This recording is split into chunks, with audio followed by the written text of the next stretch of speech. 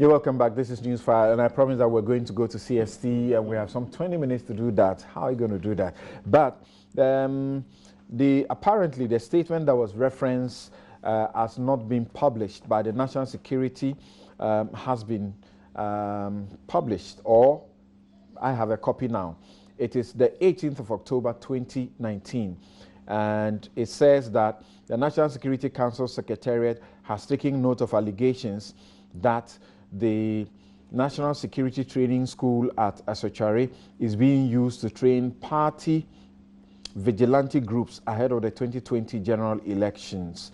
The Secretariat hereby informs the public that this allegation is false and a deliberate effort to create false impression about standard training programs of national security recruits. Since 2009, recruits into the outfit have been provided with standard training. No person other than regular national security staff are trained by the Secretariat at the facility. Although owned by the National Security Secretariat, the facility is managed and run on day-to-day basis by the Ghana Armed Forces. Other non-security state agencies and private institutions also use the facility to train their staff.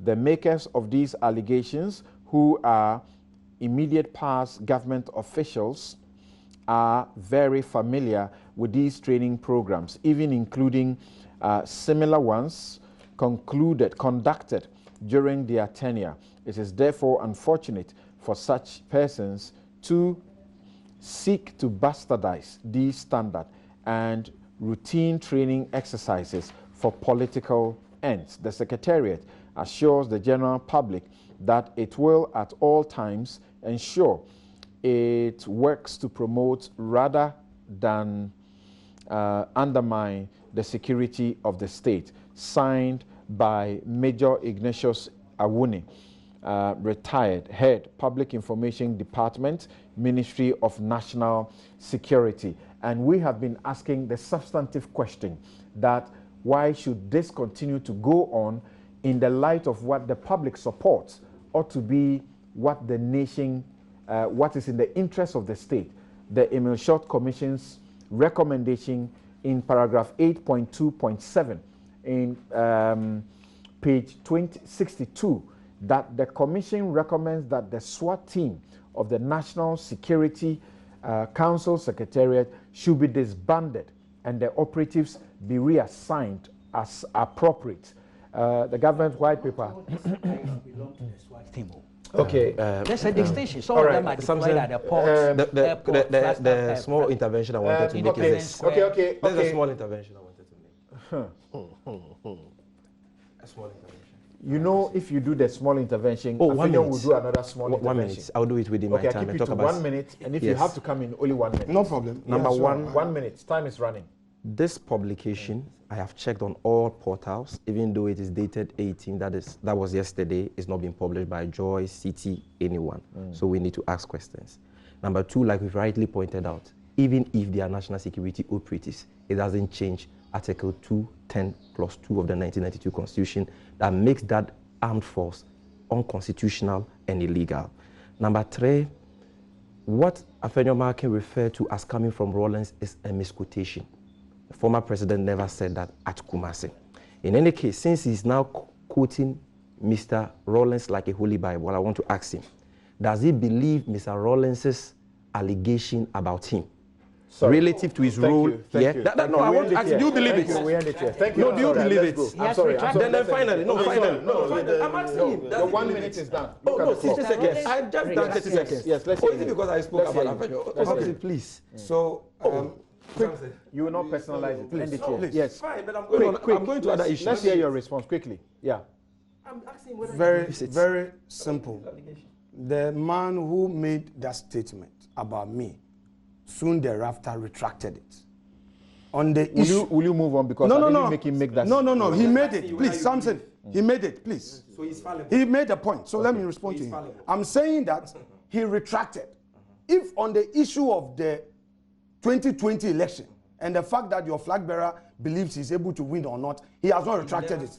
Well, if he says so, well, if that's what you think, that is what he said. There's a few messages here. Spike in Ohio in the USA says that allegations made by Bagbing, made by Bagbing and former President Mahama are bogus.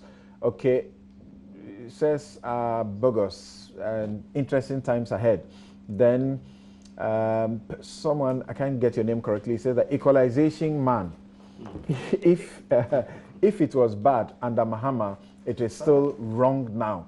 Should we be living like this? What happened at Ayawaso West was a wake-up call. Action is needed.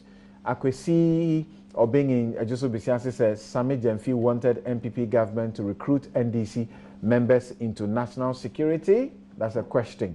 Because you know somebody as MPP member, that person can't be recruited into national security.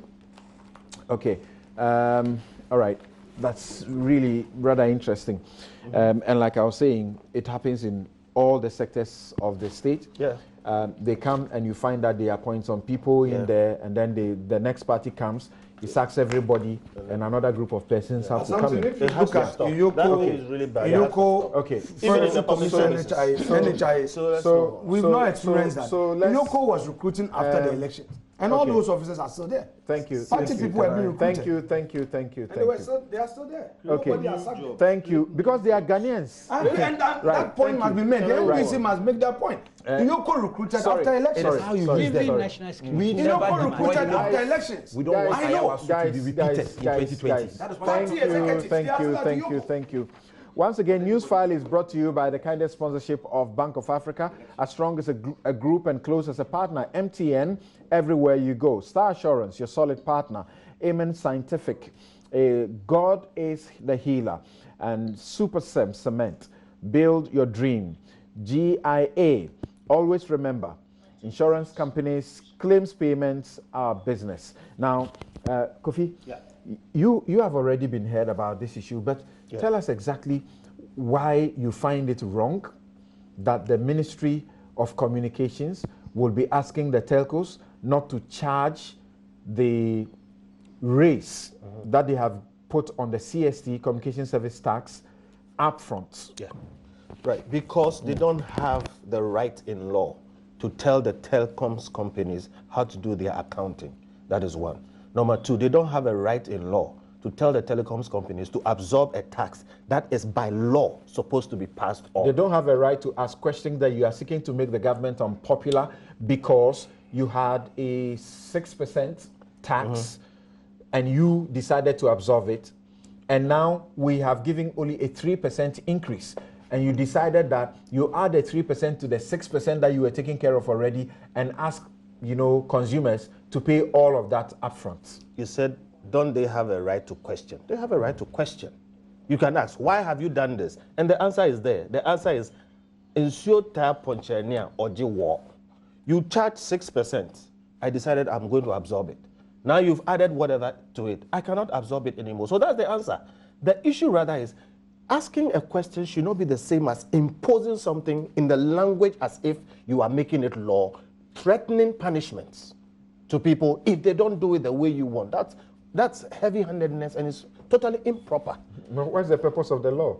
She says that if they dare, some of them will have problems with their licenses to operate. Then let them try it and let's see how the cost, because the CST Then they should obey her. No, because the CST Act,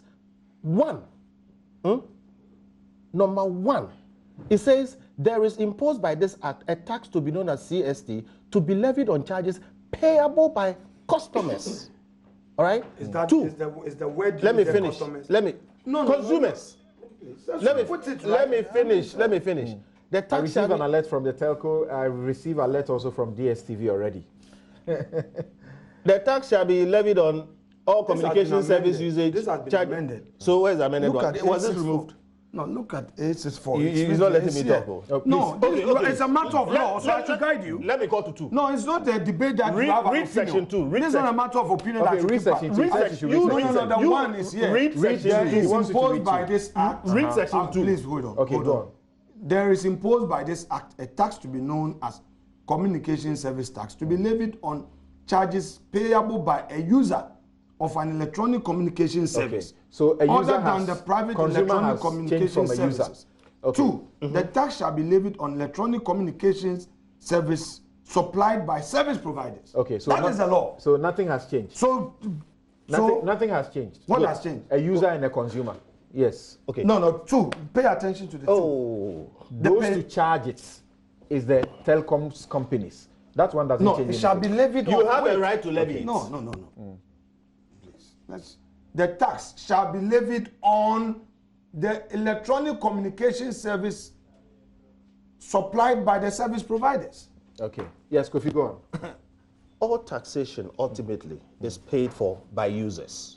Mr. Bentel, this is mischief. Can you allow him make his point? This is mischief.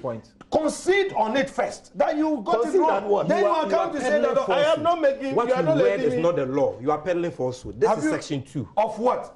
Section 2 of what? Liable Section to pay 2 of the what? tax. Communication service. Section 2 of what? Act 2008. Oh, please, I'm saying 864. Let me read it to you. We are talking about Act 864. Bringing in an amendment. It's an amendment, please. Where's that amendment? 864. Come on, you are my junior. Don't interrupt me or do it like that. Where's it? Where's the 864? 864 is here. Read it, Google. Bring it. Sorry, Bring the this 864. is a serious platform. Stop this joke. The tax shall be paid. Exactly. I'm telling you about the law and you are Where's the amended one? Where's the amended law? So hold on. Where's the amended law? Hold on. It's 864. That's what read you it. read to you. Where is it? I've just read to you and you're telling me where is it. Bring it. Come Let's on. read it. Stop. We are. This is a serious platform. There's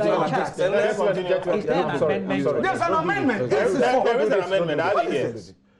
Kofi Bentil is the one speaking now. Kofi, go on. One. Let's forget about the law now. Kofi has now seen it. Let him know that you have pointed it out. Go ahead. Fortunately, you have it. Go ahead. So let him know. It is the same thing I am saying. And what I am saying is that... Kofi, stop the mischief. Oh, boy. Stop But don't do that. You are not moderating the show. Sorry, but I need to tell you, he did the same thing to me in don't do the that. press. You didn't say anything to him. Don't do that. That's unfair. Yeah. Kofi. Samson, that is unfair on your part. Kofi, go on. Kofi, go on. Yeah. The government has a right to impose tax. They impose national construction levy on financial institutions, whatever it is. They impose CST and whatever it is. When you impose your tax, it is now for the person who is going to pay the tax to collect the tax. And the nature of CST is a specific type of tax that by law is supposed to be charged to the user. Okay? And it's supposed to be collected by the institution providing the service and paid into government chest. All taxes generally are paid ultimately by end users. CST and things like VAT specifically are supposed to be charged upfront by the reading of the law together with other acts. So, it is the prerogative of the telecoms companies to decide how to charge it. And they've absorbed it in the first time. Now they say, we won't absorb it anymore. Number 2, even if the telecoms companies decide to absorb this tax, I hold the view that they have a right to inform their users that this tax has been levied on you, but we've decided to take it. The problem of government is that by informing people of what we are paying or what the government has decided to charge as a tax, you are making us unpopular. If you don't want to be unpopular because of taxation, don't tax people. Okay, so should it be their discretion or what the law dictates? And you have just opened to the amendment. Does the amendment say they should charge it on the consumer, or it should be something that they should bear? The law doesn't say they should bear it. The person's liable to pay the tax. The tax shall be paid together with the electronic communication service charge payable to the service provider by the user of the service. This is easy, ultimate, like ordinary language. Okay. It should be paid by the person using, and the person should pay it to the telco, and the telco just passes it on. Right. So the point should be made clear that this heavy-handedness, honestly, the way to build a nation is sometimes to present some of these things to the judges and let them rule.